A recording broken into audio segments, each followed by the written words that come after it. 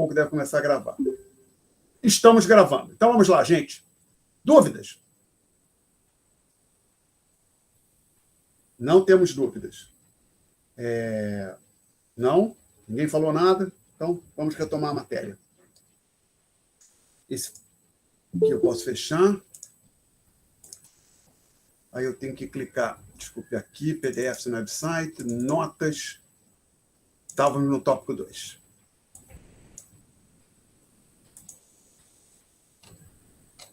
Nós tínhamos discutido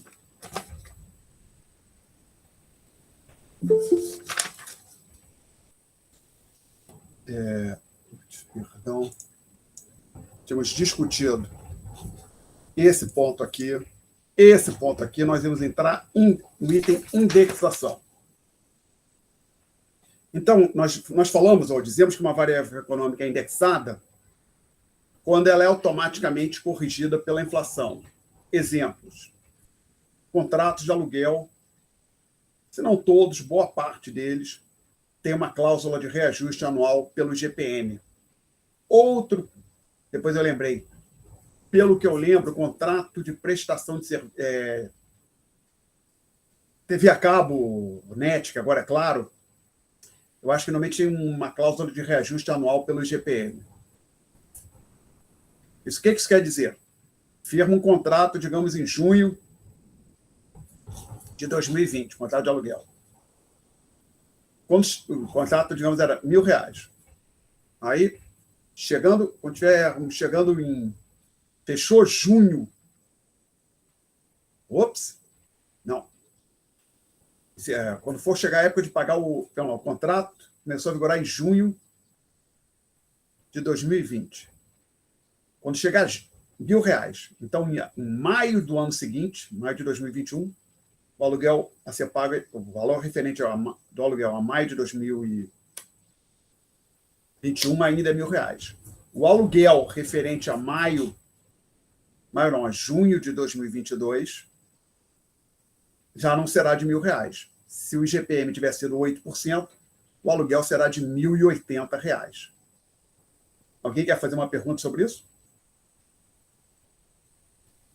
Bom, outros variáveis econômicos indexados. Existem os títulos públicos, títulos da dívida pública. Eles estão indexados a vários índices. Tem tido a dívida pública indexada ao IPCA, ao IGPM, atrelado ao dólar, e assim vai. Nem todos são indexados a títulos da dívida do Tesouro Nacional, e não tem nenhuma cláusula de reajuste, mas outros têm. Então, por exemplo, um título indexado ao IPCA vai funcionar, a remuneração desse tipo vai ser mais ou menos o seguinte: paga-se para o detentor daquele título, receberá o valor do título corrigido pelo IPCA mais 1%. Seria aí a gente vai falar mais à frente, é o juro real. Perguntas? Então, agora nós vamos entrar nesse tópico de taxa de juros reais e nominais. Então, volta e meia aparece essa distinção no noticiário econômico, é importante que a gente entenda também. Não é só no noticiário... Perdão, falei no noticiário econômico só para motivar. É uma discussão só que os economistas têm nos livros textos, nas suas conversas esotéricas. Aparece até no noticiário econômico. Então, eu vou tentar deixar bem claro qual é a diferença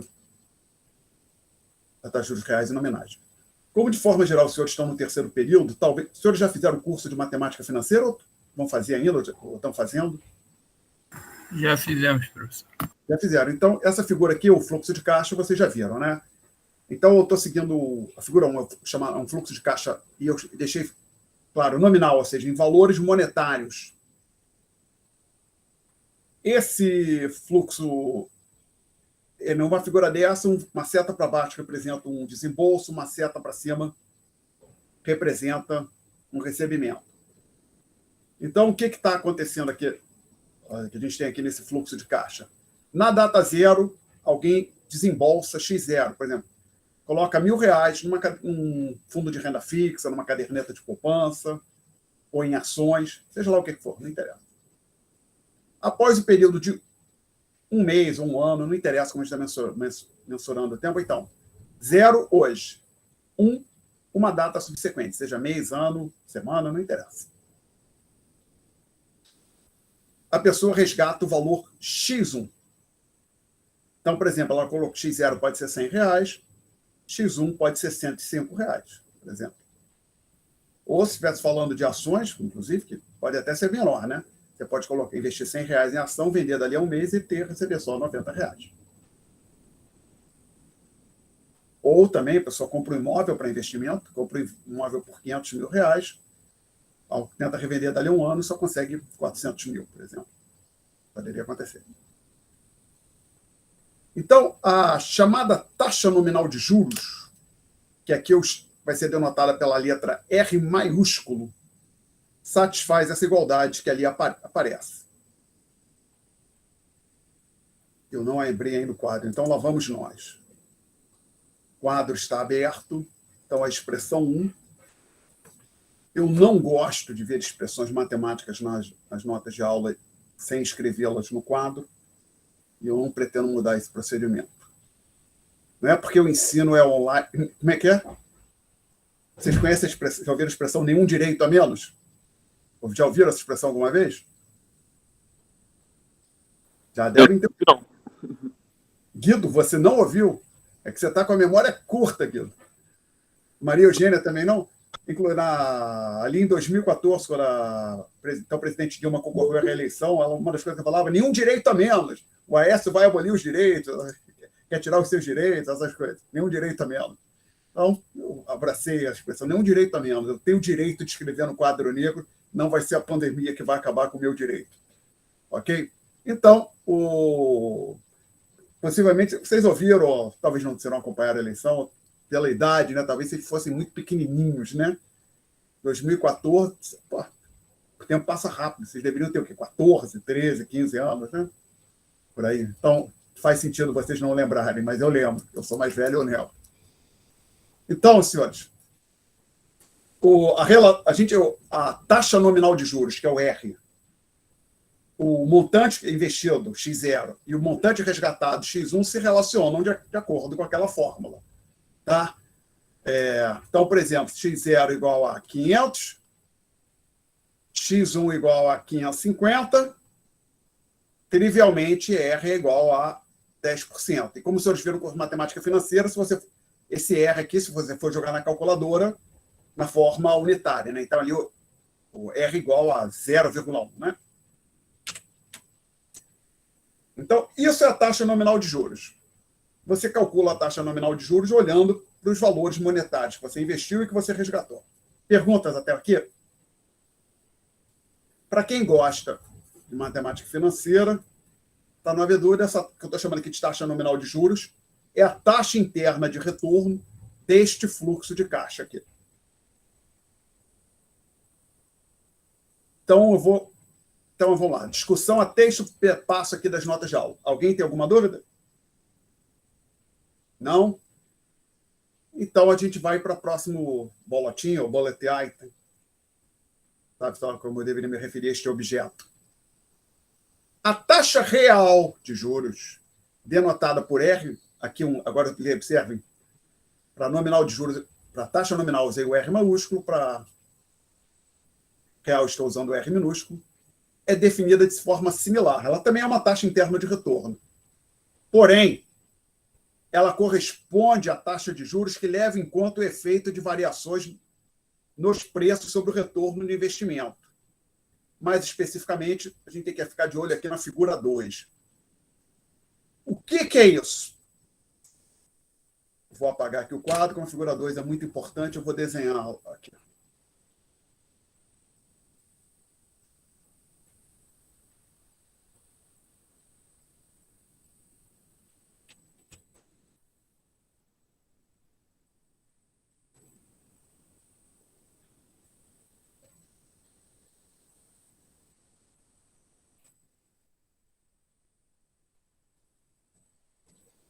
Então, do jeito que isso está desenhado até o momento, isso é tão somente a figura 1. Né? Mas, como os senhores viram na aula passada, uma das coisas que nós devemos nos preocupar quando fazemos comparações intertemporais é com o poder de compra da moeda. Então, você já dizer, olha, o sujeito investiu R$1.000, resgatou 1.500 perdão, até investiu R$ 1.000 e resgatou 1.100 depois de um ano, esse investimento foi bom ou ruim? Aí tem várias maneiras de você pensar, bom ou ruim, você tentar responder. Uma maneira é você comparar o rendimento com de outros investimentos que estavam disponíveis no momento que o sujeito colocou o dinheiro no ativo em questão. Outra maneira de olhar, ou uma complementar, é você pensar se o sujeito conseguiu pelo menos acompanhar a inflação, ou seja, se o investimento serviu para pelo menos preservar o poder de compra do montante de recursos em valores monetários que ele tinha. Então, a pergunta que você pode fazer é o seguinte: eu tinha R$ 1.000, mas esses R$ 1.000 equivaliam, por exemplo, a 2 automóveis. 2 automóveis, não, desculpa, de jeito nenhum, né? R$ 1.000. E o que pode ser? Por exemplo, esse R$ 1.000 equivalia a 5 calças que eu gosto, lá de uma marca que eu gosto. Aí, quando eu resgatei, então eu investi 5 calças. Quando eu resgatei, quantas calças eu poderia comprar? Então, tendo em vista a nossa discussão na aula passada, nós estamos pensando aqui o seguinte: às vezes é que o sujeito investiu X0, a gente pode pensar assim, ele investiu X0 sobre o P0. Isso aqui seria o poder de compra que ele está investindo, entre aspas. Como se fosse a quantidade de cestas. Lembra que eu estou, então, na prática, já simplificando, e dizendo que o índice de preço é o próprio valor de aquisição da cesta. Estritamente falando, não é. O índice de preço é isso aqui, né? Mas aí eu até falei, mas como eu discuti isso, esse pedaço aqui é só para definir a escala, então eu vou tratar o índice de preço como se fosse o preço de aquisição da cesta subjacente. Então, isso aqui tem o que a pessoa investiu, a quantidade de cestas que a pessoa investiu, e a quantidade de cesta que ela resgata, na verdade, é isso aqui. Então, colocando de outra forma, vindo para cá, associado ao fluxo de caixa nominal da figura 1, nós temos o fluxo de caixa real da figura 2, onde você tem como desembolso uma certa quantidade de cestas e resgate uma certa quantidade de cestas. E como é que a gente calcula a taxa real de juros? De forma similar ao cálculo da taxa nominal, de acordo com a fórmula 2. Ou seja, a taxa real de juros, que é o R minúsculo, tem que satisfazer essa condição aqui.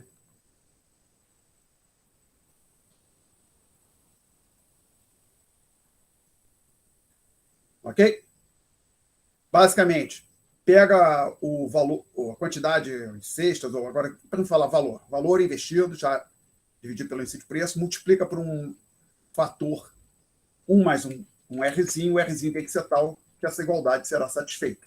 Tá? Ou outra maneira de dizer, por exemplo, o Rzinho é só uma questão de fazer álgebra, é igual a x1 dividido por P1, tudo isso sobre x0 barra P0, menos 1. Né? Aí, se quiser botar na forma percentual, multiplica tudo que está do lado direito dessa última igualdade por 100. Aqui deveria ser a letra R. Eu disse que nenhum direito a menos, houve uma perda de direitos, sim, a passar a utilizar esse quadro virtual, que a minha caligrafia piorou. Perguntas? Não temos? Não? Não mesmo? Então vamos em frente. Vamos ver o que acontece aqui nessa escola. Professor, fala, Diego. eu não entendi por que tem esse P embaixo. O que seria esse P? P de pato? Sim, o P1 e o P0. Índice, o índice de preço, que a gente discutiu na aula passada, lembra? Só que a gente usou com mais frequência a sigla, a anotação PT, lembra? Tá ok. Eu acho que não está ok, não, Henrique. E eu acho que até, olha, se você não estava na aula, você deveria dar uma olhada, mas acho que, pelo que eu me lembro, você estava presente. Agora, sincero, você estava presente na aula passada? Não, estava sim, só que eu ainda não revisei a Então, matéria da aula passada. Então, assim, lembra, até a gente discutiu aqui, quando a gente fechou essa discussão aqui, em algum momento, nós falamos que a maneira de você comparar, que você pode querer olhar, por exemplo, para aqui. Você pega um valor monetário e divide pelo índice de preço. Lembra da discussão aqui? E você pode interpretar que, a grosso modo, está dizendo quantidade de cestas subjacente ao índice que você compra. Lembra? Subjacente ao índice de preço existe uma cesta de bens. Então, você pode interpretar assim, não é exatamente, não é precisamente desse jeito que eu estou falando, porque, conforme a gente discutiu aqui, alguém se opõe que eu apague o quadro? O índice de preços é dado por essa expressão aqui.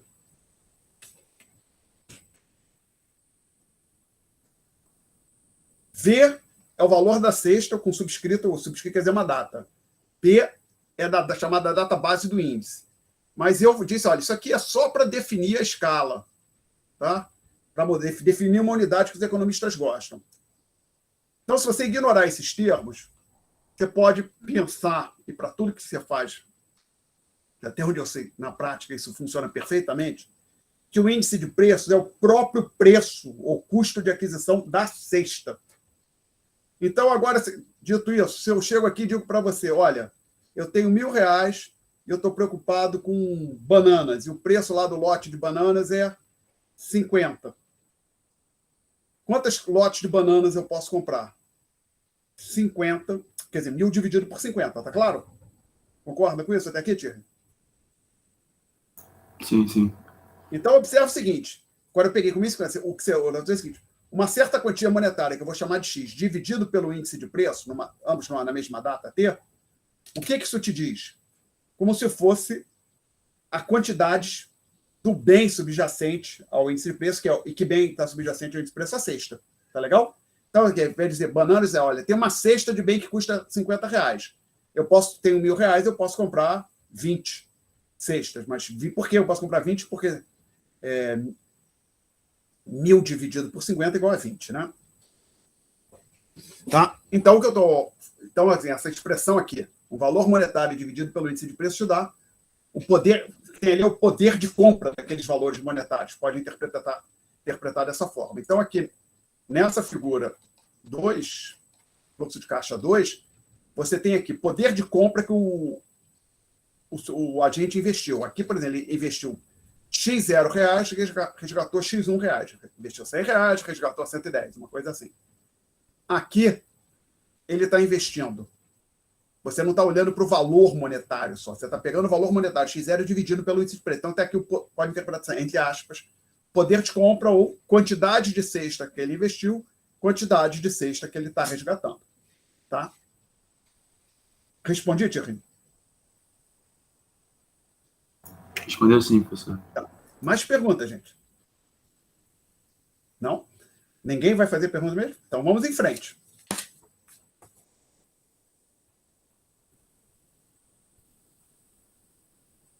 Aí eu digo o seguinte. Aqui. É possível mostrar que a expressão 3 é verdade. De fato, então, basicamente, eu vou estabelecer, eu joguei a 3 e vou mostrar, a partir daqui, como se obtém a 3. Como é que isso vai ser feito? Então, vamos lá. Eu tinha as seguintes expressões. Número 1.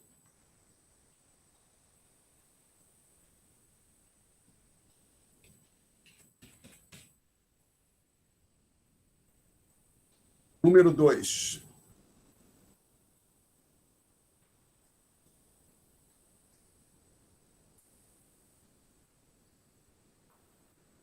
Então, essas duas expressões vêm das definições do Rzão e do Rzinho. Aí eu joguei a expressão, falei, olha, isso aqui é verdade. Esse parênteses do lado esquerdo da igualdade é desnecessário, mas como eu coloquei nas notas, eu vou colocar aqui também. Lembrando que π é a taxa de inflação. Então, essa taxa de topnavedura é a taxa de inflação de 0 para 1. A variação percentual de P0 para P1. Então, eu disse que isso é verdade. Talvez tenha uma chance grande dos senhores terem visto isso no curso de matemática financeira, ou seja, que taxa nominal de juros, taxa nominal de juros, taxa real de juros e inflação se relacionam de acordo com esta fórmula aqui. Mas, se os senhores já viram com matemática financeira, peço que tenham paciência, a gente vai rediscutir isso aqui agora. Então, como é que a gente obtém, ou seja, utiliza a 1 e a 2 para obter a 3. Tem várias maneiras de fazer, ou tentar fazer exatamente como está na nota de aula. Para fazer exatamente como está na nota de aula, eu tenho que consultar a nota de aula. Então, basicamente, o que eu faço? De fato, 1 implica aqui, então, ou seja, eu pego a expressão 1, escrevo desse jeito aqui.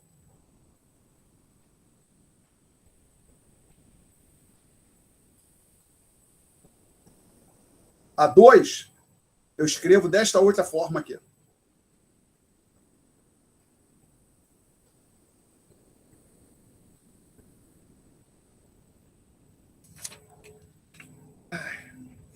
É difícil escrever nisso aqui. É difícil, pelo menos, pior que no quadro.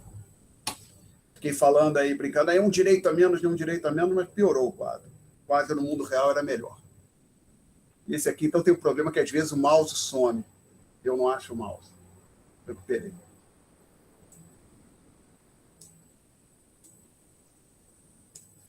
Então, vamos lá. Isso aqui seria a seção 1 do quadro.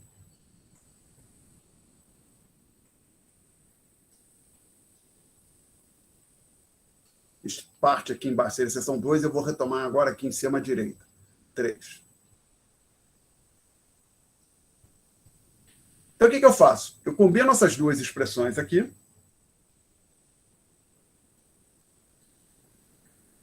Eu digo esta igualdade que aqui está com esta outra. E tem, então, o seguinte. 1 mais R é igual a x1 sobre x0. Então, eu posso dizer isso aqui.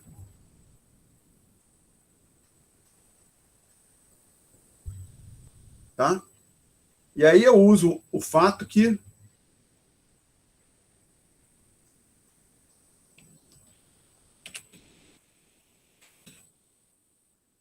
P1 sobre P0, peço que aceite que isso aqui é verdade. Depois eu digo por quê. É igual a 1 mais π. Então eu jogo esse 1 mais π ali, então eu fico que 1 mais R é igual a 1 mais π, que multiplica 1 mais Rzinho. Então 1 mais Rzão é igual a 1 mais R, que multiplica 1 mais π, que multiplica 1 mais R. Isso é exatamente a expressão 3, só trocando a ordem dos termos do produto do lado direito, tá? Professor, com licença. O que é o Rzinho mesmo? Taxa real de juros. Rzão, taxa real de juros. Rzinho, taxa real de juros. Ah, tá, ok. Ok? Professor. E aí, mais perguntas? Acho que alguém ia falar alguma coisa. Fala, eu ia perguntar justamente de onde veio esse π, porque lembro da gente ter trabalhado já essa expressão em matemática financeira, né, da taxa real e nominal, e a gente não trabalhou com π lá, não. Eu não sei se usa a mesma notação de π, se usou no curso de matemática financeira.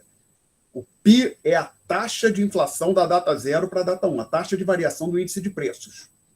Vamos lá, lembrando, Adriano, conforme a discussão da aula passada, como é que a gente computa aquilo que chamam de taxa de inflação? Você olha a variação percentual de um índice de preços. Por exemplo, IPCA, IGPM, ok? Até aqui você concorda? Sim, sim. Aí, lembrando, a letra π aqui para nós é a taxa de inflação, não é o número π, evidentemente. O que eu não sei te dizer é se, por exemplo, os economistas com frequência usam π para a taxa de inflação. 90% das vezes que alguém tem que escrever, usar uma letra para a taxa de inflação, na área de economia, vai usar o π. Não sei dizer agora se no curso de matemática financeira, caso tivesse uma letra para falar da taxa de inflação, se era o π. Isso eu não sei te dizer. Tá legal? Aí, a gente não definia ela, não. Deixava ela como a taxa de inflação, mas não definia uma nada letra para ela. específica. Acho que a gente chegava a calcular depois, mas a gente devia chegar em algo próximo mesmo. Tá. Então, agora, chama a atenção dos senhores que eu falei, eu peço que aceitem isso aqui como verdade. Então, por favor, por enquanto, isso que eu quero mostrar por que isso é verdade ainda. Então, exceto por isso que eu pedi que os senhores aceitassem como verdade, que está circulado. Alguém quer fazer uma pergunta sobre isso que está aqui no quadro?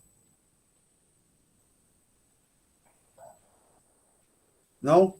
Então, eu vou apagar o quadro, então, e colocar aqui de volta a expressão 3. Foi aquela que a gente obteve agora, que veio da 1 e da 2. 1 mais Rzão igual a 1 mais Rzinho, que multiplica 1 mais π. E eu estou devendo aos senhores essa afirmativa que eu fiz aqui. Bom, lembrando, o que é a taxa de inflação? Na forma unitária, ou seja, não é na forma percentual. Então, por exemplo, se eu falar que π é igual a 0,10, é que, na verdade, π é igual a 10%. ela é calculada dessa maneira aqui, né? A variação relativa do P. O preço inicial, a variação de P dividido pelo preço inicial, tá? O cadê da maneira que a gente discutiu na aula passada, a diferença era o valor, o 100 aqui, tá? Isso aí iria na forma percentual. Ora, evidentemente, eu observo que isso aqui é igual a...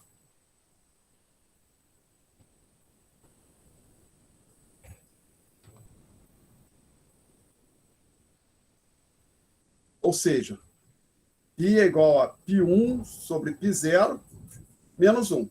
Tá? Então, você joga um para o lado esquerdo, você obtém essa expressão que eu pedi que os senhores tomassem como verdade. Tá? Perguntas?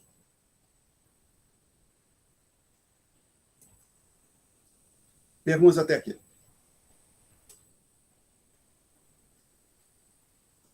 Como P0 sobre P1 virou menos 1?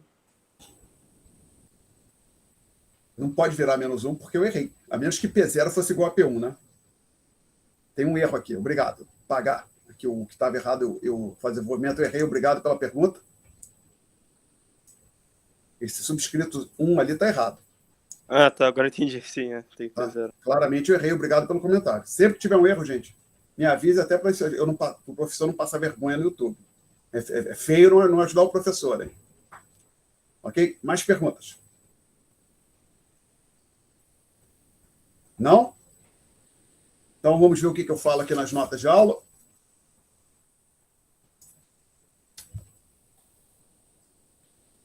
Ok. Então, vou voltar. Por fim, a aproximação. Eu vou escrever aqui nas notas de aula, só que aí vou aproveitar. Desculpa, não quero. Não. Bati no lugar errado. Eu quero isso aqui. Quero isso aqui. Deixar a expressão 3 ali. Com sorte, conseguir apagar o resto. Sim. Eu tenho que fechar isso aqui. Então, eu digo, olha, com frequência, as pessoas usam essa aproximação aqui. O meio que eu uso. Isso não é verdade, estritamente falando. Por exemplo, com igualdade, não. Uma aproximação. Da onde vem essa expressão que eu escrevi, essa aproximação? Eu vou trabalhar com a expressão 3 e os senhores vão ver como é que a gente chega nessa aproximação.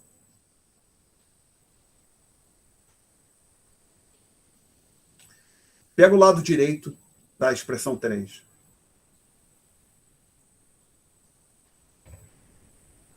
Vou desenvolver o produto. Então, vai ficar 1 mais π mais R mais R vezes π. Aí a gente então pode reescrever a 3 dessa forma aqui.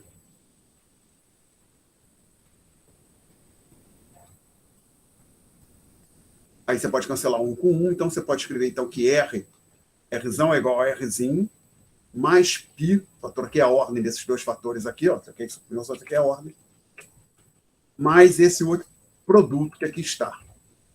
Aí, para chegar na aproximação, o que a gente usa é que isso aqui usualmente vai ser próximo de zero. Particularmente, até para o Brasil, particularmente para intervalos curtos, por um mês. Por quê? Apesar do Brasil, taxa de inflação, digamos que esteja na faixa de 12% ao ano, mensal vai ser aproximadamente. Não é exatamente isso, não é só somar as taxas mensais, é uma acumulação exponencial. Vamos dizer que a taxa de inflação no Brasil esteja na faixa de 1% ao mês. Então, a gente está dizendo assim, π igual a 0,01. E que a taxa real, por exemplo, seja 0,5% ao mês, que é supostamente seria o rendimento real da cadeia Nepal. Nunca é, mas foi que foi. Então, isso é isso aqui. Ó. Então, o que é o R vezes o π? É próximo de zero. Vai ser 0 vezes 1, 2, 3, 4, 5, né? Se não tiver errado, tiver esquecido ou colocado um zero a mais. Tá?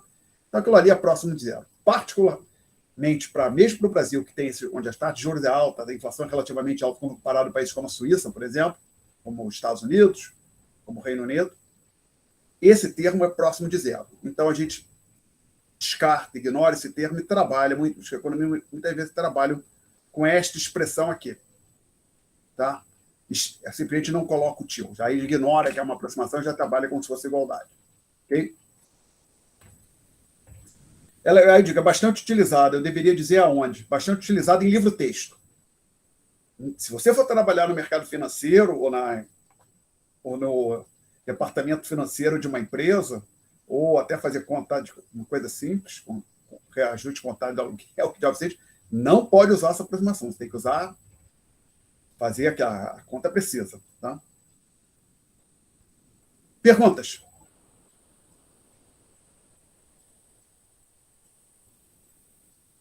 Não? Aí alguém está chegando aqui agora. Aí eu fecho este tópico com o seguinte comentário. Oi, alguém? Professor, Fala aí, pô. desculpa, tem como você voltar no quadro? Acho que sim. Esse aqui? Eu não entendi por que. Onde está o seu mouse? Ah, não, é o meu mouse, deixa. Eu não, acho que é pi esse símbolo da parte da direita, do quadro que está dividido na direita. Por que está 0,01? Porque eu falei 1% ao mês. 1% Ah, ao mês sim, é verdade. na forma monetária é 0,01, tá legal? Na verdade, 0,5% ao mês é a seria. variação, né? Já é variação. A inflação é sempre. Lembra, a inflação, por exemplo, com frequência vai dizer, a inflação de 2020 foi 10%. Mas lembra, isso aqui é igual a 0,1. Não, 0,1. Tá? É que eu esqueci que o PI representava a variação da inflação, desculpa. Atenção, variação percentual do índice de preço, variação relativa de empresa. A gente não fala variação da inflação. A inflação já é a variação. Tá legal? Ok.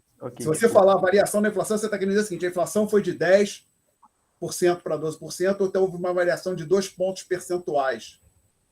Ou de 2 pontos na taxa de inflação. Tá legal? Ok. Pergunta. Bom,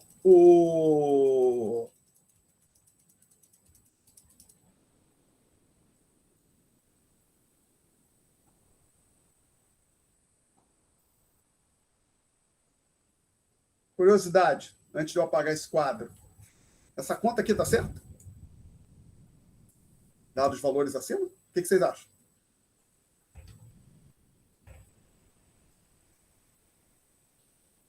Não é isso? Acho que é.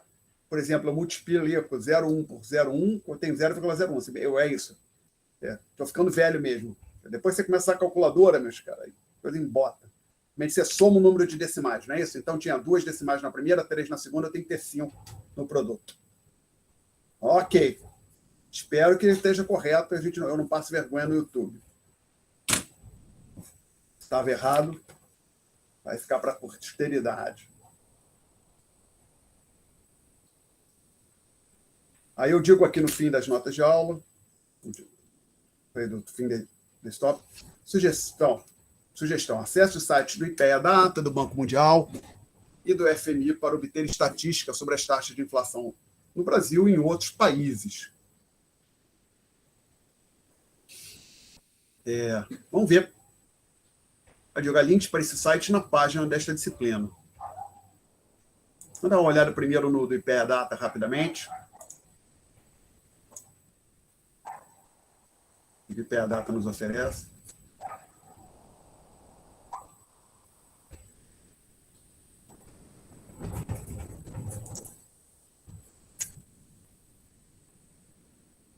Vai. Ok, entrou.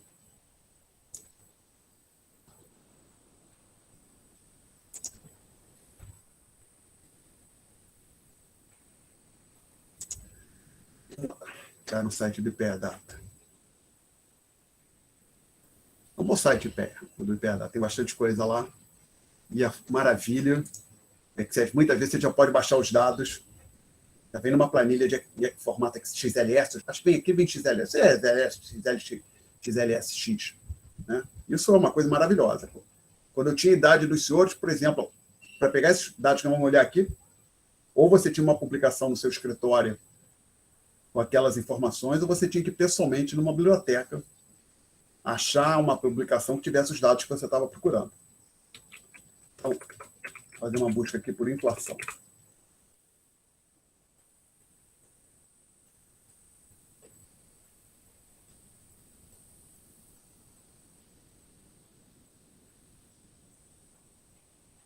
Tem bastante coisa. Tenta achar um longo. Ó, inclusive tem alguém... incluiu aqui o setorial. Alguém calculou o índice de custo de vida da alimentação, custo de aquisição de escravos. Olha o período aqui. Vocês estão conseguindo ver ou está muito pequeno isso? Está dando para ver? Tá bem pequeno, professor.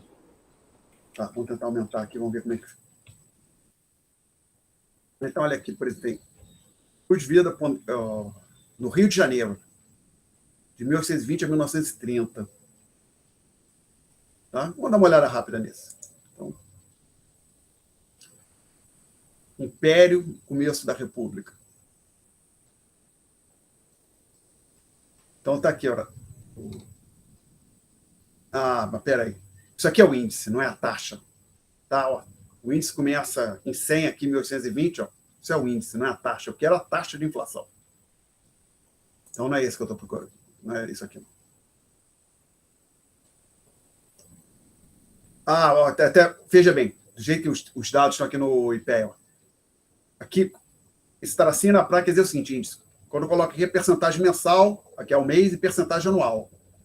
Então, vamos ver o IGPDI mensal.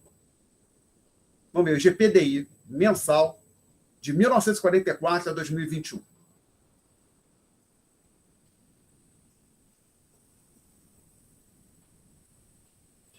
Agora aqui eu vou diminuir. Então, GPDI mensal, na faixa de 0,26, chegou a bater ao mês, aqui no momento de pico, 3,87. Mas o gráfico está incompleto. Entregou menos que prometi. Vamos lá, que é a hora que eu estou vendo. Só uma coisa para não ter dúvida, gente. Lá onde eu cliquei para abrir essa página, falava que vinha desde 1944. E realmente, a tabela aqui começa em fevereiro de 1944, tá legal? Inclui quer dizer o seguinte, então, primeira data que eles têm o GPDI é janeiro de 1944, que aí variou o 1,45% de um mês para o outro. Mas o gráfico só está vindo de 2006 para cá. 2006 em diante. Tá? Então, vocês podem ver que houve momentos aqui de deflação, 47, 3, 4 meses seguidos de deflação, inflação negativa. E o momento de pico começou a subir aqui no regime militar, 1, 3, 2. Aí aqui 5 ao mês, 4% ao mês, 10%, 12, 83. Vamos ver aqui, pouco antes do plano cruzado, 14, 15%. O plano cruzado foi em fevereiro. Aí caiu em março para 5,2%. Aí foi negativo, aí voltou a crescer depois do plano cruzado. E vamos ver aqui um pouquinho antes do plano Collor. O plano Collor foi no começo de 1990. Então, olha aqui, antes do plano Collor, 44% ao mês de inflação, 49% ao mês, 71%, 71,9%, 71,8%, março 81,32%. Estava disparando mesmo a inflação antes do plano Collor. Aí o plano Collor já jogou em 11% e depois 9% ao mês, e assim foi. Ok? Então, obviamente, você não precisa se ater apenas ao do IPEA. Depois, vamos ver aqui. Vamos ver se tem um outro. Esses aqui, eles só tem um índice só, não tem a taxa, mas seria fácil calcular, mas já não faz sentido, vai perder nosso tempo aqui. Então, tem vários índices de preço aqui. Tem do DIEESE, que é para o município de São Paulo. Tá? Ok?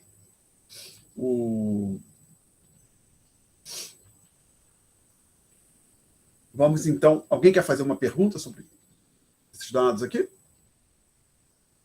Vamos ver o que a gente consegue achar para o mundo, para vários países. Vamos tentar aqui o Banco Mundial. Bastante tempo que eu não vou no site do Banco Mundial. Vamos lá. Inflation. Inflação anual. Pelo Consumer Price, ou seja, índice de preço ao consumidor, ou deflator do PIB. Eu vou pegar pelo índice de preço ao consumidor. Vamos ver o que ele nos dá aqui. Eles pegam, inclusive, dados do o Banco Mundial pega os dados do FMI, está dizendo aqui. Tá? E tem como se fosse um indicador para o mundo, eu acho, isso aqui. Mas aí você tem por países, os valores mais recentes. Afeganistão até baixo, Albânia 1,6%, Algéria 2,4%, Angola 17% ao ano, né? Anual, isso. Percentagem anual. Então, Angola, a inflação está relativamente alta. Bangladesh, quase 6%. Barbados, 4,1%. Bolívia, 0,9%. Brasil, 3,2%. Isso. O último ano é... Aqui seria 2020. Esse 3,2% talvez seja de 2020, aqui no Brasil, se não me falha a memória. Vamos ver aqui o que ele diz aqui.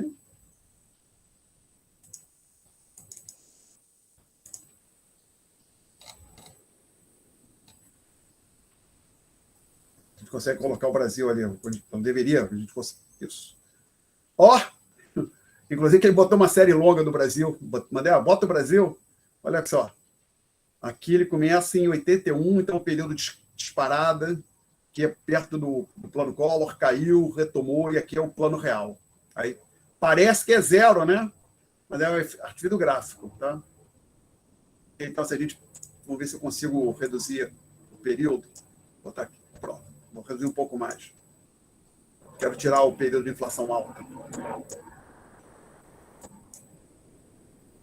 Pronto. Então, de 96 e diante, temos aqui a taxa de inflação, um pico de 16% aqui em 15%. Quase 16% em 96, outro pico em 2003, e aí 2015, chegando aqui em 2020 com 3,2%. Vamos a Colômbia, 2,5%, Etiópia, 15%. Vamos ver se ele tem os dados da Venezuela. A Venezuela estava um desastre, situação econômica lá, inclusive inflação. Uruguai, quase 10%. A Argentina também estava bem ruim, mas já estou aqui perto da Venezuela. Venezuela, 254,9%. Bem ruim, mas não está tão ruim como foi no Brasil antes do plano real e antes do plano Collor. Outro país para a gente olhar, então, eu tinha falado da Argentina. Está batendo 50% ao mês, 40%. Ao mês não, ao ano. A Argentina nem tem dados.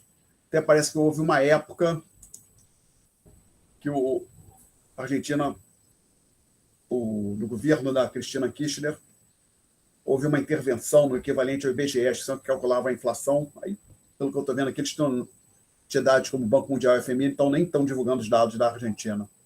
Tá? Então, os senhores podem ver que a inflação está longe de ser constante. Varia muito, no sentido, em inglês, across the counter. Essa inflação seria literal ao longo dos países. Ou seja, quando você olha para os diversos países, a taxa de inflação varia muito de um período, de um país para o outro. E dentro de um país, ela também vai variar bastante ao longo do tempo. Perguntas? Ok. Então, a gente vai... Liquidamos o tópico 2. Os senhores podem fazer a lista referente ao tópico 2. E, consequentemente, nós não podemos parar. Vamos iniciar o tópico 3, até porque a aula acaba 16h30, não é isso? Ou 16h30 ou 16h20? 16h20, né? Ou 16h30? Qual é o horário oficial da aula, senhores? Ninguém vai me ajudar? Oi? 16h30 mesmo. 16h30, tá, obrigado. Então temos ainda 53 minutos aproximadamente. Então vamos começar esse tópico 3, poupança, investimento e sistema financeiro. Estamos discutindo então o capítulo 13 do Manual do Menkel. A aquisição de bens de capital usualmente requer que o comprador obtenha algum empréstimo. Tá? O sistema financeiro é composto por instituições presentes na economia que ajudam a promover o... perdão, desculpa. Lembrei de uma coisa, foi interrupção. Eu imagino que os senhores têm um grupo de Facebook, WhatsApp, da disciplina, não tem? Sim. Ok. uma coisa aqui. Só eu checar aqui, perdão. Vamos ver, espero não embaraçar ninguém. Graziele, você está presente ainda, Graziele? Sim, professor. Será que algum dos colegas poderia passar a informação do grupo de WhatsApp, os outros grupos que você tem para a Graziele? A Graziele entrou na disciplina agora, tá? Eu já estou no grupo do WhatsApp, professor. Ah, já está? Consegui, aham. Bom trabalho, Graziele. Ok, desculpe, gente. Quando comecei, lembrei. Perdão. Se alguém souber, alguém apareceu ali pedindo a informação do grupo. Não adianta perguntar para mim, que eu realmente não tenho, tá? Mas se alguém puder colocar no chat a informação para um colega, o Lucas, pediu, por favor, passa a informação para o colega. Dito isso, senhores, curiosidade só. O grupo é útil? Não imagino, né? É uma forma de vocês poderem trocar informação, evidentemente, né? Aqui entre nós, esse negócio de aula online é chato, não é? Ou, no geral, vocês gostam? Professor, chegou num limite que estou esperando o presencial. Já não aguento mais.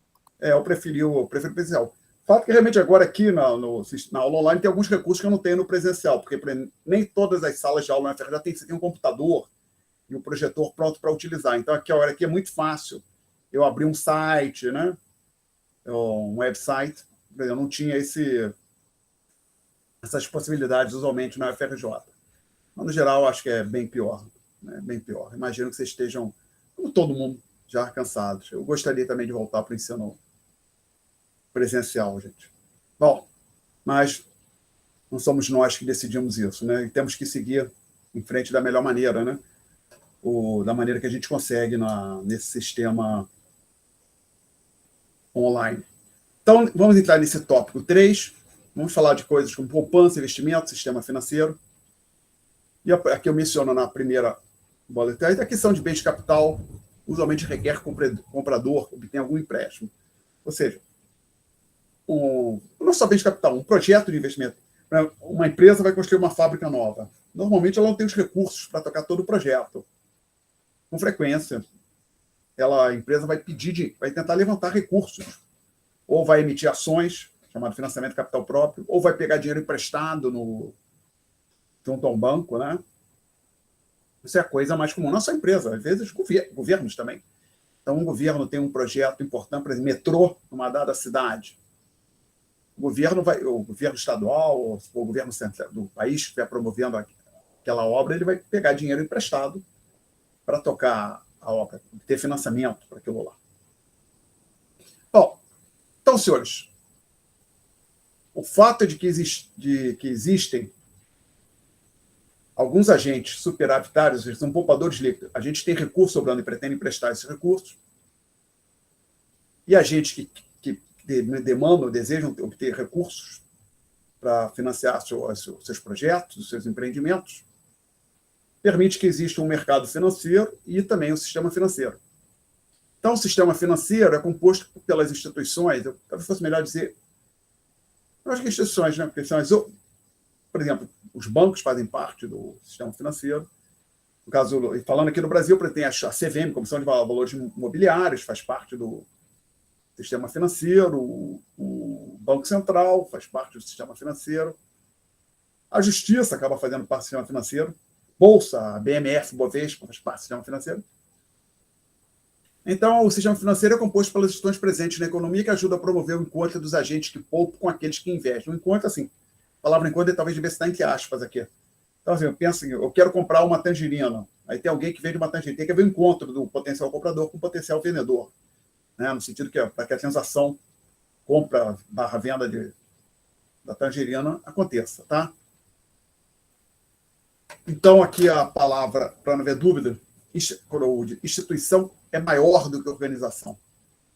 Então, o que eu estou querendo dizer é o seguinte: quando está falando de instituições, estamos falando das entidades, organizações, empresas que operam empresas, certamente, o Bradesco é uma empresa, a CVM não é uma empresa, é uma entidade governamental, Comissão de Valores Imobiliários. Então, faz parte das instituições que é uma organização também. Mas não são só as organizações. Além disso, a gente está pensando no sistema jurídico que está... Que diabo é isso que você está falando, Alexandre? Só uma coisa. A atividade econômica acontece num vácuo, gente? Institucional? Não. Eu espero já ter convencido os senhores, ou pelo menos plantado uma dúvida na cabeça dos senhores, de que o bom funcionamento da economia é essencial para o nosso bem-estar. Tá? Então, a gente precisa ter a economia funcionando, ou seja, as pessoas comprando, vendendo, fazendo transações, novas empresas surgindo, empresas deficitárias fechando, esse processo acontecendo no dia a dia, continuamente. O ponto é que isso não acontece num vácuo institucional. Tá? O que eu estou querendo dizer com isso? A atividade econômica ela necessita de uma... Não sei se a melhor palavra seria infraestrutura, mas de instituições, por exemplo, que uma das coisas que são necessárias, por exemplo, contratos. Né? Por exemplo, alguém abre um restaurante, por mais modesto que seja, vai contratar um empregado, tem contrato de trabalho para o empregado. Se você aluga, ou você está abrindo um restaurante, se você aluga o imóvel onde você vai operar o seu restaurante, vai ter que ter um contrato de aluguel. E para que os contratos tenham alguma relevância, precisa existir uma justiça, um sistema judiciário, onde se você tiver alguma insatisfação, se sentir lesado, você pode levar a outra parte à justiça e pedir para que a questão, aquela disputa, seja equacionada pela justiça. Tem uma justiça, um agente que vai equacionar a disputa, por exemplo, um contrato de aluguel entre o inquilino e o proprietário do imóvel. Tá? Então, a instituição envolve as organizações e mais, algo além das organizações. Aí, por favor, cortem isso aqui, que eu acho que é a próxima sessão. Se for relevante, a gente retoma na próxima sessão. Tem a gente cortar. Né? Me dei conta, agora talvez isso não faça sentido aqui neste momento. Então, na próxima... Perdão, não corta, não. Eu pensei tópico. Próxima sessão... Desculpe. É a sessão que começa logo embaixo. Estava pensando em tópico. Próximo tópico. Não. Deixa isso aí. Vale para a próxima sessão. Essa que está entrando aqui. Então, o livro tem uma discussão sobre as instituições financeiras na economia dos Estados Unidos, mas, algo geral, com pequenas variações, e vamos discutir aqui ao longo da exposição, isso vale para o Brasil. Então, a gente vai falar das instituições financeiras na economia dos Estados Unidos. Então, a primeira que o autor fala são os mercados financeiros. Então, as instituições por meio das quais agentes poupadores podem diretamente oferecer fundos para os agentes que desejam obter empréstimos. Diretamente seria sem intermediário, tá? Sem um banco, pensa assim.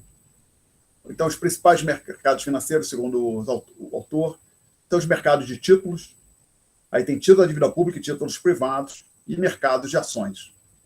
Tá?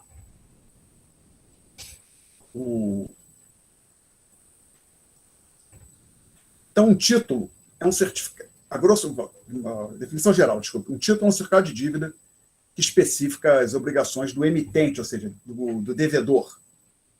Antigamente, existia no papel. O título público, por exemplo, era um papel, dizendo o governo, por exemplo, se fosse uma dívida, for valer título público, então o governo vai pagar tanto de dívida. E tinha até uma curiosidade. Vocês já ouviram falar em bônus de cupom ou juros de cupom? Já ouviram falar nessa expressão? Não. Não. Mas talvez quem for trabalhar no mercado financeiro vai ouvir falar.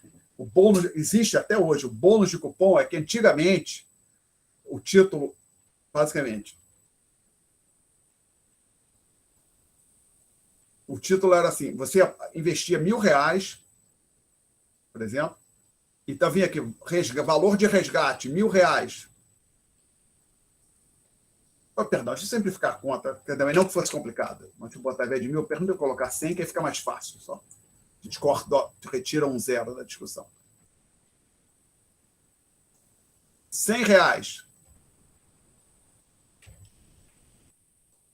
pagava juros mensais, por exemplo. Aqui tem título do Tesouro Brasileiro que paga cupom semestral, mas não tenho certeza. Vamos botar assim, mensal. Então tinha assim. Não vou conseguir desenhar todos.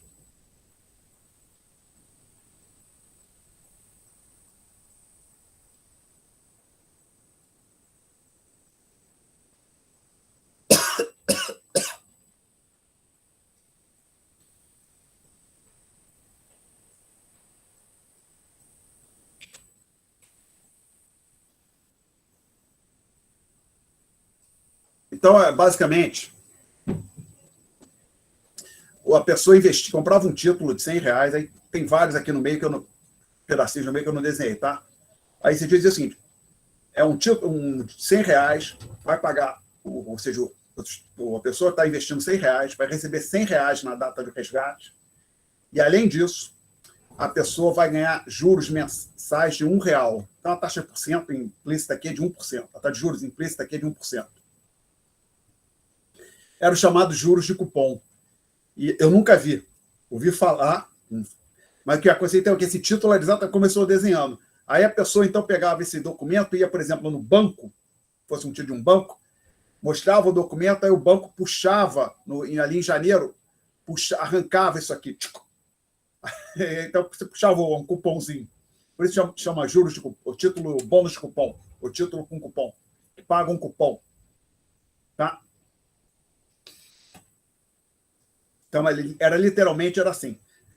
Hoje, ainda existem títulos com essa estrutura, que vai pagando juros mensalmente, é o chamado, vamos dizer que é os juros do cupom. Vamos dizer, simplesmente o cupom. Mas antigamente literalmente se arrancava um pedacinho. Antigamente não tinha internet, né? Não tinha o registro eletrônico da forma que nós temos hoje. Tá? Então, um título, como eu disse, é um certificado de dívida que especifica as obrigações do emitente. Os títulos podem vir de várias maneiras. Pode ser um título, assim, diz, daqui a 3 meses, o emitente tem que pagar R$1.000 para o detentor deste título. Tá? Ou um título mais sofisticado, como aquele que é um pouquinho mais complicado, ao longo dos próximos meses, o emitente tem que pagar juros de tanto, e no último mês ele paga o juro de R$1 mais o principal de 100. Tá? Quem são os possíveis emitentes? É genérico. Aqui, o caso no mercado brasileiro, os mais comuns que nós temos hoje.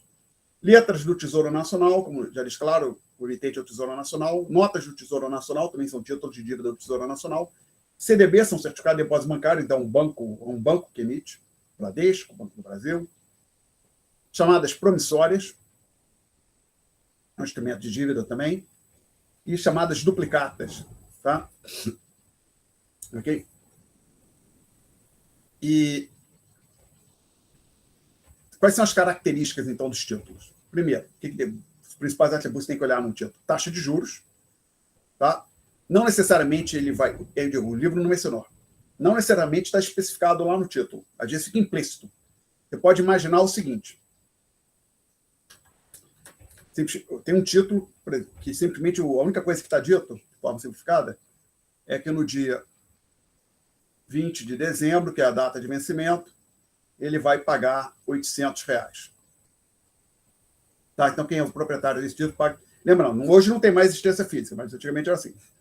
Então, basicamente, fica registrado em algum lugar que o detentor, que o credor, vai receber R$800 no dia 20 de dezembro. Qual é a taxa de juros? Às vezes nem está especificada. Aqui, o ponto é que o título é vendido, digamos, por R$740. Ou seja, no momento que eu compro o título, eu pago R$740. Então, a taxa de juros a gente calcula olhando para a variação percentual de 740 para 800. Tá? Nesse caso aqui, o período todo do título daria um pouco mais do que 10%. Né? Não, um pouco menos de 10%. Por exemplo, 10% de 740 é 74, 74 mais 740 vai um pouco além de 800. Tá? Então, a taxa de juros não necessariamente está explicitada. Ou, às vezes, o título também vai ser de outro tipo. Vai dizer, esta é uma dívida de R$1.000 que será corrigida, ao qual serão acrescidos juros de 5% ao ano. Tá? Então, quer dizer o seguinte, a pessoa emprestou R$ 1.000 para o devedor, pelo prazo de 3 anos, a cada ano se acrescenta 5% à dívida. Então, característica, taxa de juros, o prazo, né, duração, se é de um mês, um ano, 90 dias. O chamado risco de crédito, ou seja, a probabilidade de inadimplência do emitente do título. E também, coisa importante, o tratamento tributário, que os títulos dos... Às vezes são, com frequência, acontece um título cai numa regra de tributação, então paga 10%, outro título paga 1%. Há aplicações que a tributação incide em cima do rendimento nominal, tá? Você paga imposto e não se leva em conta a inflação no período. Outros talvez levem em conta só o juro real. Tem várias maneiras que a tributação pode incidir. Vai variar muito de título para título. Tá? Perguntas? Bom, uma ação, agora que é um outro tipo de instrumento, corresponde à propriedade de uma fração da empresa. Então, vamos lá. 2 maneiras de uma empresa obter dinheiro.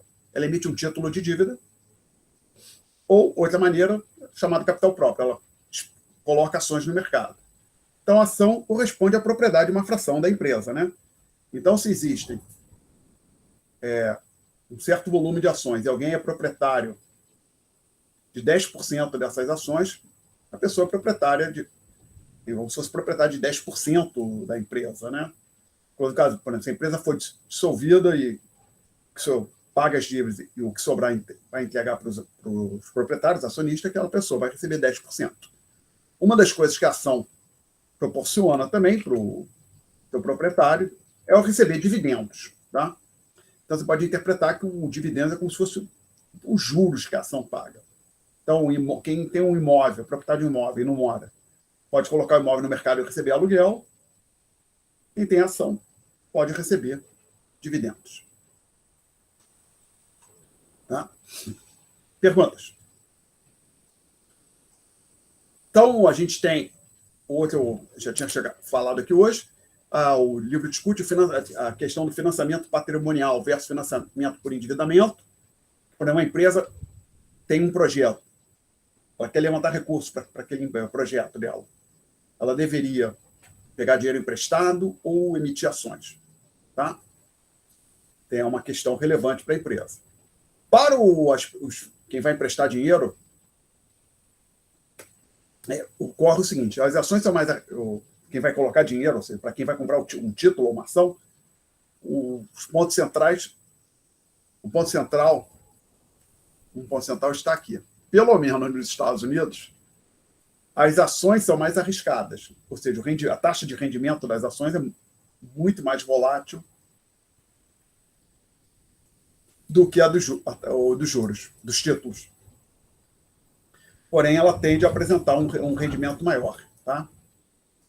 Então, um investidor norte-americano que não quer correr risco, deveria talvez comprar títulos do Tesouro norte-americano. Alguém um pouco mais propenso ao risco pode comprar ações. Perguntas. E o que é um índice de ação? Por exemplo, um índice de ação é o Ibovespa. A gente fala, o Ibovespa, a bolsa caiu, quer dizer, usualmente quer dizer o seguinte: o Ibovespa caiu. Tá? Então, eu dou alguns exemplos, já falei do Ibovespa, Dow Jones, que é um norte-americano, o FGV 100, que é um outro índice brasileiro, tem outro em Nasdaq também. Um índice de ação é o equivalente, pode pensar assim, é equivalente ao índice de preço. Você monta uma cesta de ações, tá certo? E acompanha a evolução dessa cesta, o valor dessa cesta de ações. Tá? Perguntas? Bom, os intermediários financeiros são instituições por meio das quais os agentes poupadores podem indiretamente oferecer fundos para os agentes que desejam obter empréstimo. Então, por exemplo, se eu comprar um título do Tesouro, eu estou, por exemplo, chamado aqui no Brasil, quando a gente tem o Tesouro Direto, eu estaria, inclusive o nome disso, direto, né? Tesouro Direto. eu estaria financiando o Tesouro Brasileiro de forma direta. A maneira indireta é, por exemplo, colocar dinheiro num fundo de renda fixa no Banco do Brasil, no Santander, no Bradesco, por exemplo. E o que usualmente esses bancos fazem, não tudo, parte considerável dos recursos investidos nesses fundos, o gestor do fundo compra títulos de dívida pública do Tesouro Brasileiro. Então, os intermediários financeiros são as instituições por meio das quais os poupadores podem, de forma indireta, oferecer fundos para os agentes que desejam obter empréstimos. Então, eu menciono, os bancos e os fundos mútuos são dois dos mais importantes intermediários. Desculpe, agora me ocorreu aqui o seguinte. Eles já fizeram um curso de sistema financeiro, mercado financeiro, ou vão fazer? Sim ou não? A princípio, não. Tá, então, possivelmente você não discutiu as coisas que a gente está discutindo aqui numa disciplina. Talvez tenha falado no curso de matemática financeira, por exemplo. Se é que falou, não necessariamente fala isso no curso de matemática financeira. Porque às vezes no curso de matemática financeira é só fazer conta, preparar o fluxo de caixa e não discute essas coisas que a gente está discutindo aqui. Vocês chegaram a discutir isso aqui? Falou rapidamente no curso de matemática financeira, né? Tá. Mas assim, uma disciplina só disso vocês não tiveram, não, né? Não, não. Não.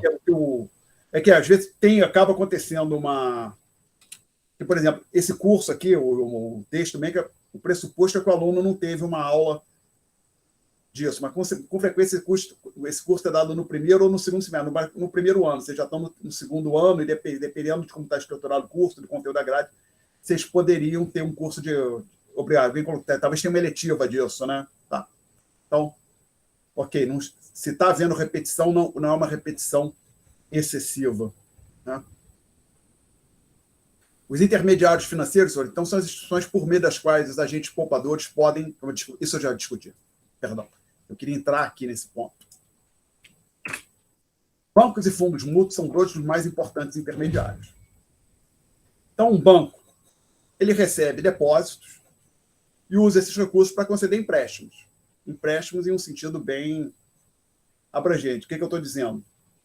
Por exemplo, uma maneira é o empréstimo estritamente falando. O banco pega o recurso que ele recebeu dos depositantes e empresta para o dono de um restaurante, por exemplo, pintar o seu restaurante. Estritamente. Outro, o banco vai e compra títulos públicos, títulos do Tesouro. Na prática, o banco está emprestando recursos para o Tesouro. Então, eu vou dizer empréstimos em um sentido abrangente assim. Admite aqui como empréstimo também comprar títulos de dívida pública. E a gente vai discutir isso em outro capítulo, os chamados depósitos à vista, aqueles que não rendem juros, fazem, inclusive, parte do estoque de moeda da economia. Isso é para um outro tópico. E o que é um fundo mútuo, um fundo de investimento? Ele vende cota e usa esses recursos para comprar títulos e ou ações e ou muitas coisas. Aí depende do fundo. Imóveis, já tem fundo de investimento imobiliário, pode comprar ouro, derivativo, moeda estrangeira. Aí, inclusive, eu estive olhando os fundos de moeda estrangeira, pelo menos do Banco Ali, que é o Banco do Brasil, pelo que eu entendi, eles não compram moeda estrangeira propriamente dita, eles compram títulos atrelados à moeda estrangeira. Então, por exemplo, isso tem toda... Pode fazer diferença. Que uma coisa é você comprar, por exemplo, supõe que alguém quer investir, quer comprar moeda estrangeira. Você olha para a situação econômica do Brasil e pensa assim, quero comprar dólar. Dólar vai disparar, só quero comprar dólar. Aí, digamos que você tenha R$1.000. Tá? Eu cheguei a fazer isso, inclusive, como tinha mais uma idade de senhores, em algum momento eu fiz. Mas você tem R$1.000, você quer comprar dólar, o que você pode fazer? Vai numa casa de câmbio com seus R$1.000 e compra os dólares, não é isso? Não é tão complicado assim, né? Mas suponha que você tem um pouco mais. Por exemplo, você tenha R$2 milhões. Aí, vamos lá, digamos, assumindo que alguém tem. Faz isso quando você tem. Por exemplo, Guido, você não parece ser uma pessoa muito tímida. Guido, se você tivesse R$2 milhões em mãos, você quisesse comprar dólar, você se sentiria confortável, por exemplo, numa casa de câmbio ou num banco, com os R$2 milhões, comprar dólares e sair com um envelope de dólares, andando na rua, pegar um táxi, que diabo fosse? Se fosse uma escolha, sim, né? Mas ia ser melhor ter o dinheiro no banco, né? Exatamente. Aí o eu estava olhando, que aí vê o seguinte, você tem aqui fundo de moeda estrangeira, você tem sempre que olhar o regulamento do fundo. Deixa eu olhar esse fundo de moeda estrangeira. O que o camarada, o que o fundo faz é o seguinte, ele compra títulos com cláusula, com indexados ao dólar, entendeu? Com cláusulas de correção pelo dólar. Mas é a mesma coisa para você. Não. Se você tem, por exemplo, você tem dólar em espécie e tiver, por exemplo, uma infelicidade, um default da dívida pública no Brasil. O que é o default da dívida pública? Seja em qualquer lugar do mundo. É quando o governo chega e diz: olha, não consigo honrar minha dívida.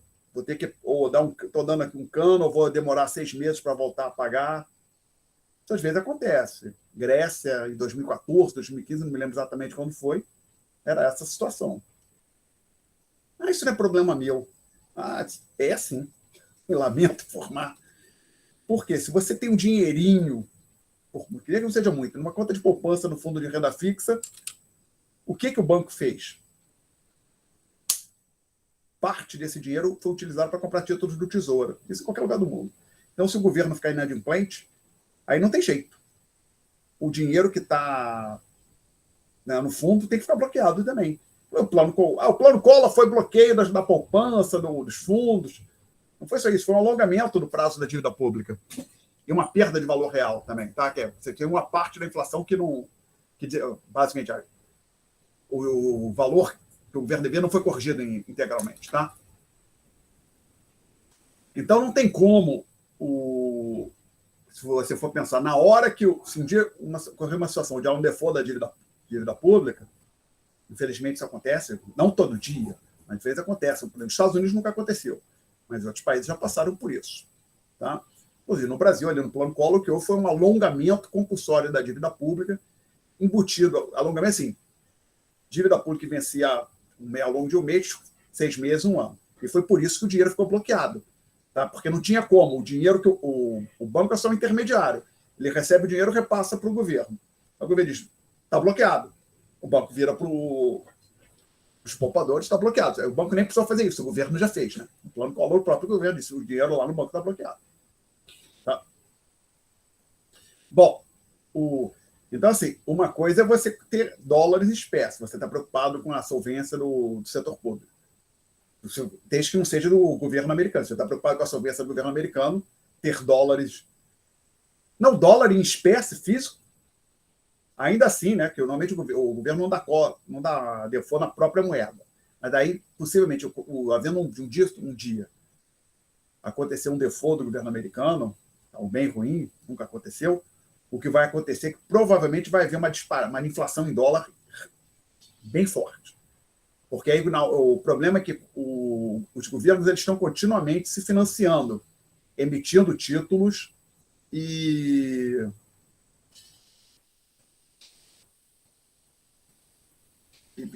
eles fazem, digamos, o que chama rolar a dívida. A dívida pública, na prática, ela não é paga.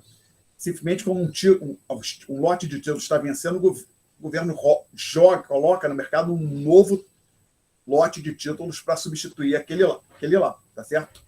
Então você pode interpretar assim, na prática, como se o governo pagasse somente juros, o principal ele sempre joga para frente, tá? Então, inclusive aqui a gente vê as coisas mais inusitadas. Então, por exemplo, bom que a gente já vai falar de tecnologia, possivelmente os senhores já ouviram falar, chamado superávit ou déficit primário. Ouviram já falar dessa expressão? Na imprensa, provavelmente, não em alguma disciplina aqui. Ouviram falar? Já sim, professor. Mas por que o déficit é primário? Essa Esse parte é o não tinha ponto. ouvido. O primário, quer dizer assim, seria o déficit, por exemplo, fundamental, o ponto de partida. Mas o déficit primário é aquilo que o governo... Perdão, falar assim, superávit, tá? Primeiro, deixa eu usar superávit. O déficit é o superávit, com o sinal invertido. O superávit primário é aquele que o governo... É aquilo que o governo poupa para pagar os juros da dívida que já existem. Então, de maneira simplificada, imagine que um dia um lugar não tinha um governo, surge um governo ali, naquele campo. O governo surgiu agora, não interessa como. E ele não tinha dívida. Tá? Então, se ele sempre tiver superávit primário, ele nunca vai ter dívida, porque ele não vai precisar se endividar. Tá? Mas, então, agora, falando assim, o problema é que, por acaso, todos os governos que existem hoje no mundo, até onde eu sei, custo aqui que tem algum que seja, inclusive o governo brasileiro, que é o que nos interessa aqui, e também o governo americano, ele já tem uma dívida. O governo brasileiro tem uma dívida, o governo americano tem dívida. E o que chama o superávit primário vamos colocar assim, é um G menos um T. Eu estou colocando entre aspas, só para deixar claro que não são exatamente o G e o T que a gente usou no tópico 1. São parecidos, mas não são iguais. Desculpe, permite trocar a ordem aqui. Para virar o superávit. Lá, o chamado superávit primário é igual ao T menos G. Você pode até dizer o seguinte, o T é exatamente aquele T que nós discutimos.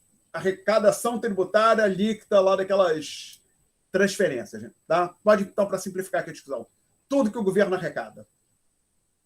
O G, tudo que o governo paga. Lá, no tópico 1, o G era inclui somente os gastos correntes, investimento do governo não.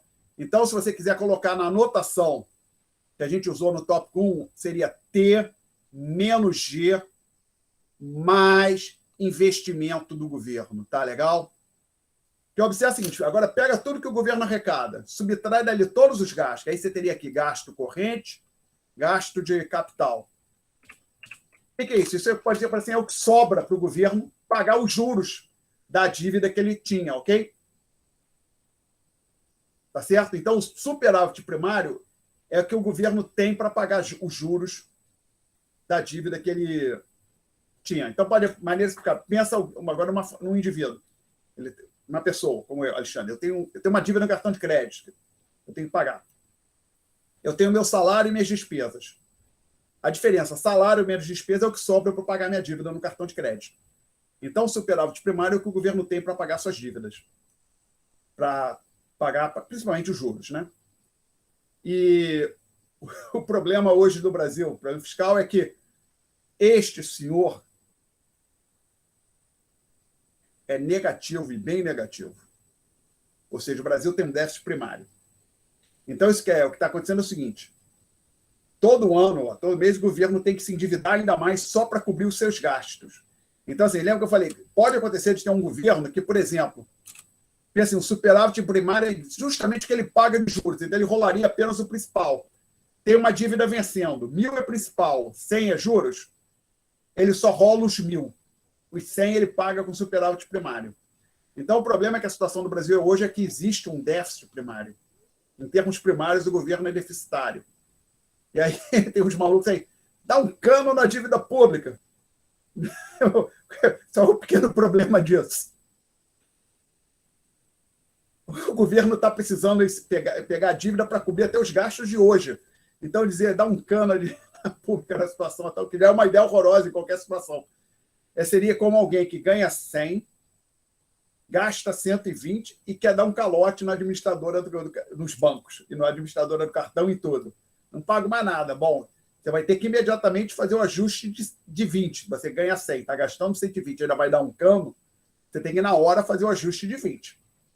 Então, a situação fiscal do Brasil é bem negativa, bem ruim. Bem ruim mesmo.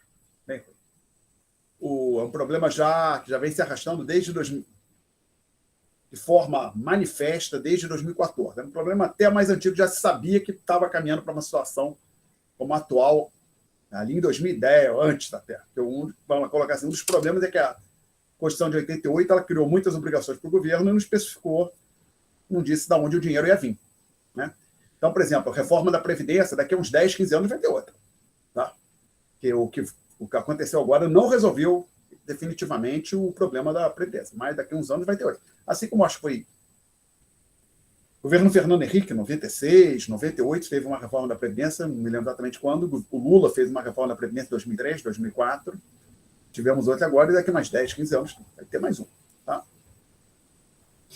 Bom, Tem muita para ser feito. O que não falta é reforma. Tá, João Felipe? Bom, então, voltando aqui para o nosso tópico, para as notas de aula, vamos ver. Então, desculpa, eu tinha falado, compra de moeda estrangeira, que aí o que eu olhei, se alguém está pensando em botar no fundo de que eles chamam fundo de moeda estrangeira para eliminar o risco de calote do governo, não. Veja, se tem um título do Tesouro atrelado ao dólar ou ao euro, e o seu fundo de moeda estrangeira compra esse título também é um calote, possivelmente aquele dinheiro fica bloqueado também, tá?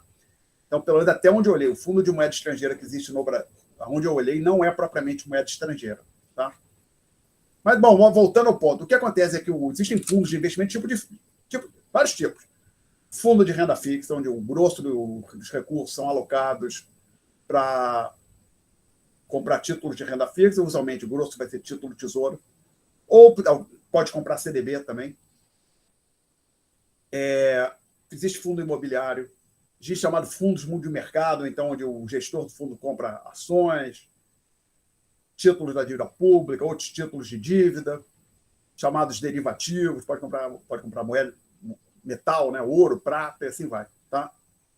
E para tentar deixar esse ponto claro, gente, por exemplo, quando você compra você tem conta no Banco do Brasil, você coloca o dinheiro num fundo de renda fixa do Banco do Brasil. Não é bem do Banco do Brasil. Inclusive, o chamado fundo de renda fixa ele tem um CNPJ distinto do próprio Banco do Brasil. E pode se interpretar assim: o fundo é uma empresa, uma entidade que o banco cria para gerir os recursos. Então, aqui na prática, por isso tem um CNPJ diferente. O fundo não é o próprio banco. Então, em tese, pode acontecer de um banco quebrar e o chamado fundo do banco, do jeito que a gente fala, não ser afetado. Ela não deveria ser. Tá? Vou dizer por quê. E o que acontece é que, então, o banco gestor do fundo, ele coloca uma equipe de funcionários do próprio banco para gerir os recursos. Então, basicamente, o fundo de investimento é uma entidade onde tem profissionais do mercado financeiro gerindo os recursos que são colocados no fundo. Então, à medida que as pessoas fazem resgates e colocam aportes no fundo, os gestores vão no mercado, compram e vendem títulos, moeda, ou ações, ou metais, que dependendo lá do perfil do fundo, tá certo? Inclusive, existe uma regra que o fundo gerido pelo Banco X não deveria comprar títulos de dívida do próprio Banco X. Então, o fundo do Banco do Brasil não deveria comprar CDB do Banco do Brasil, o fundo Santander não deveria comprar CDB do Santander, tá? Então, em tese, se um banco ficar inadimplente,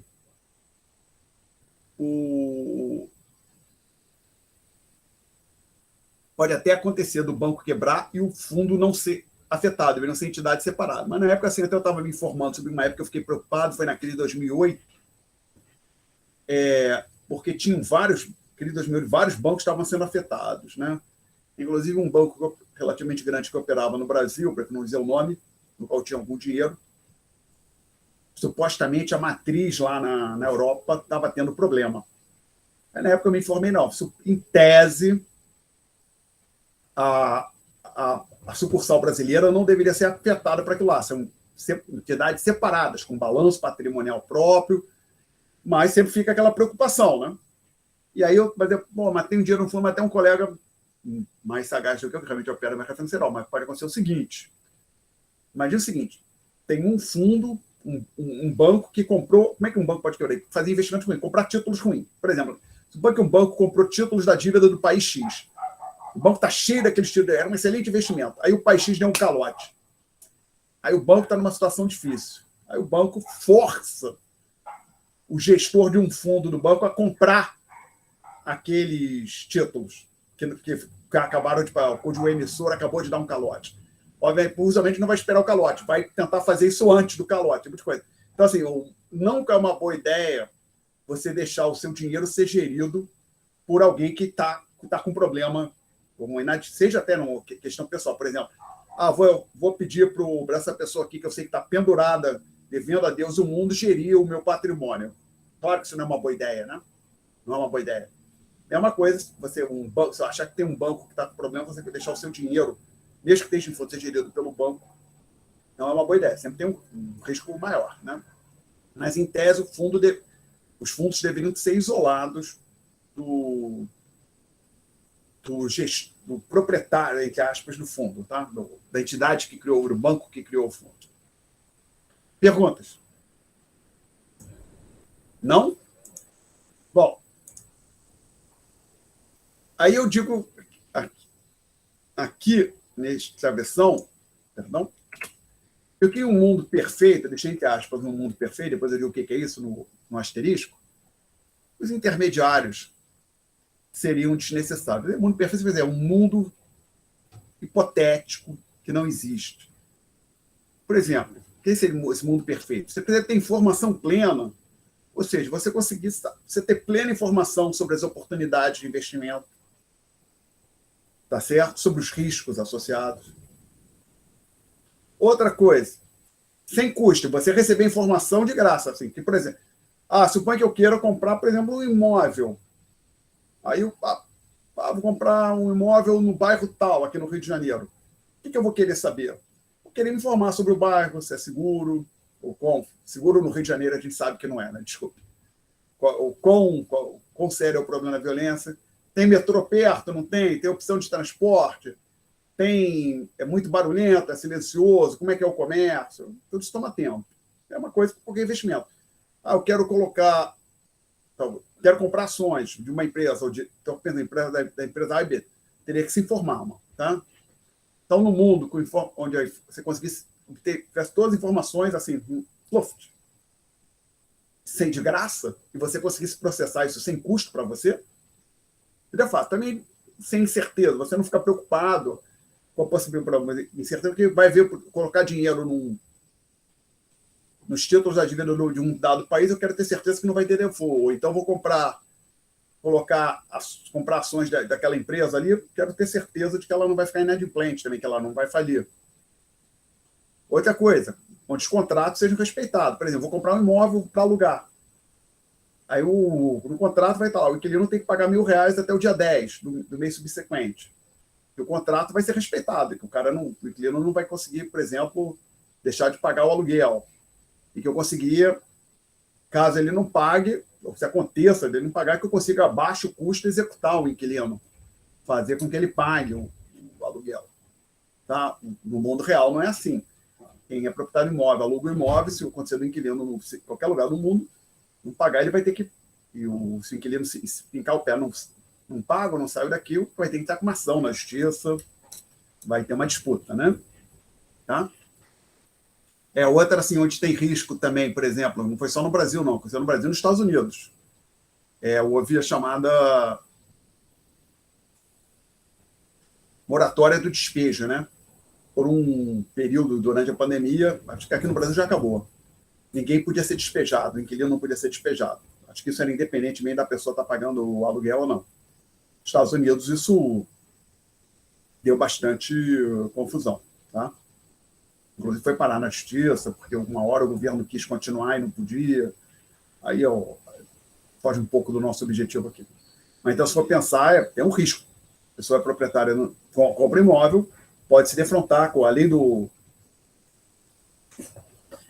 risco do potencial do inquilino não pagar, tem um problema de, às vezes, uma intervenção governamental, como aconteceu agora no caso da pandemia, seja justificado ou não a intervenção, não é esse o ponto que a gente vai discutir, mas o fato que aconteceu. Então, eu tenho a expressão, às vezes o pessoal na área de finanças usa risco regulatório, uma mudança nas normas legais afetar adversamente o seu investimento. Tá? E tem agora essa discussão que a gente já mencionou aqui, de questão de ser do direta versus indiretamente, de prestar o recurso de forma direta ou de forma indireta. Então, por exemplo, eu posso solicitar que uma corretora compre ações da minha escolha. Assim, minha escolha, quero ações da Petrobras, do Banco do Brasil, da Vale, dá uma lista de ação e procura, por favor, compra essas ações aqui para mim. Tá? E nesse caso, eu posso colocar outra alternativa de investimento, caso eu queira comprar ações, ao invés de comprar as ações dessa primeira maneira aqui, que seria a forma direta. Ainda mesmo nessa direta, no sistema que nós temos hoje, no mercado financeiro que funciona, precisa de uma corretora, eu posso colocar meu recurso em fundo de ações. E aí seria a forma indireta. Nesse último caso, o gestor, né, do fundo de investimento provavelmente vai escolher as ações, a menos que tenha um fundo que diga só compra ação das empresas tá, mas normalmente eu não conheço nenhum fundo assim. Não acho que exista, posso estar errado. Tá? Outra maneira, eu posso procurar um banco para comprar um CDB, nesse caso, lembra, o CDB é uma dívida do banco. Então, eu estou financiando o banco diretamente, ou também posso comprar títulos brasileiros através do Tesouro Direto, como já mencionou aqui, de forma direta, ou, outra maneira, eu posso colocar os meus recursos em fundo de renda fixa. E aí, nesse caso, o gestor do fundo vai comprar títulos do Tesouro, CDBs, e assim vai. Perguntas? Não? Ok. Então, a gente vai falar agora aqui, rapidamente, de poupança e investimento na contabilidade nacional, lembrando que já discutiu isso no capítulo 10. E para uma economia fechada com o governo, chegou até a discutir economia aberta, que é um caso um pouco mais simples, economia fechada. A gente tem essa igualdade aqui, igualdade do PIB,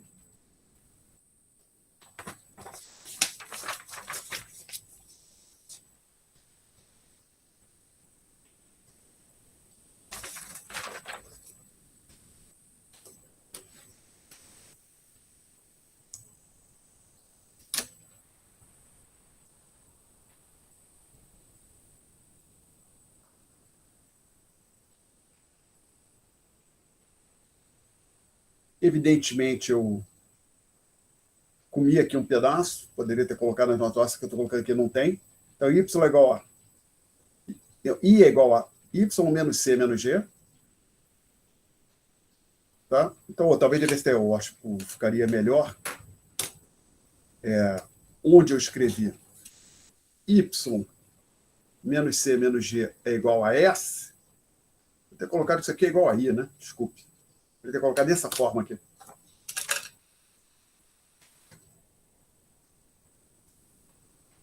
E tem uma outra condição que nós já discutimos, que a poupança total da sociedade tem que ser igual ao chamado investimento, no sentido de contas nacionais.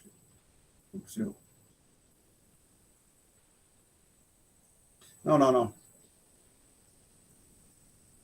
Não, desculpa, é isso mesmo.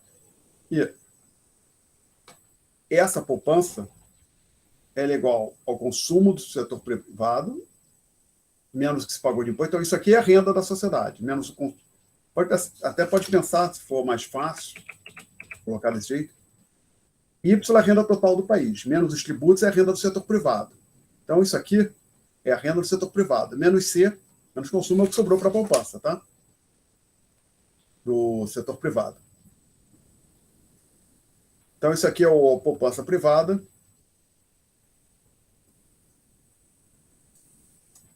E este aqui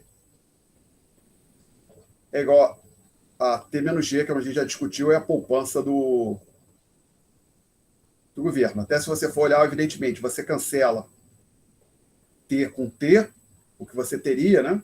Se você cancelasse o T com T, na verdade, essa linha que está aqui, essa linha aqui, penúltima linha, só estamos dizendo o seguinte: S é igual a Y menos C menos G, tá?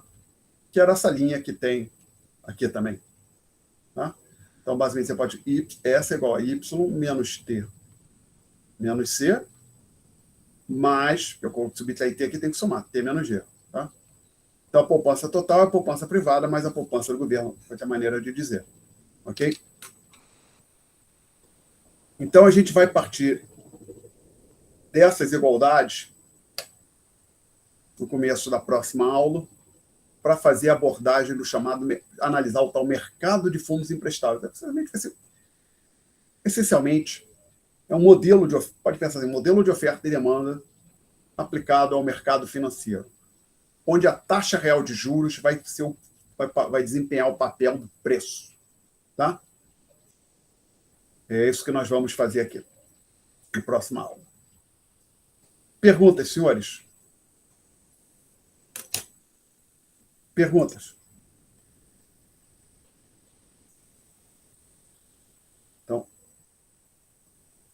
Então, senhores, nós estamos... Faltam 2 minutos, não dá tempo da gente atacar o próximo tópico.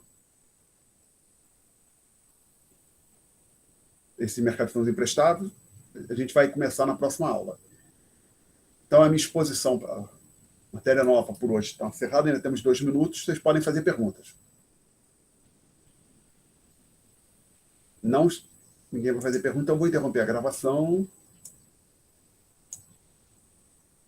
Stop recording.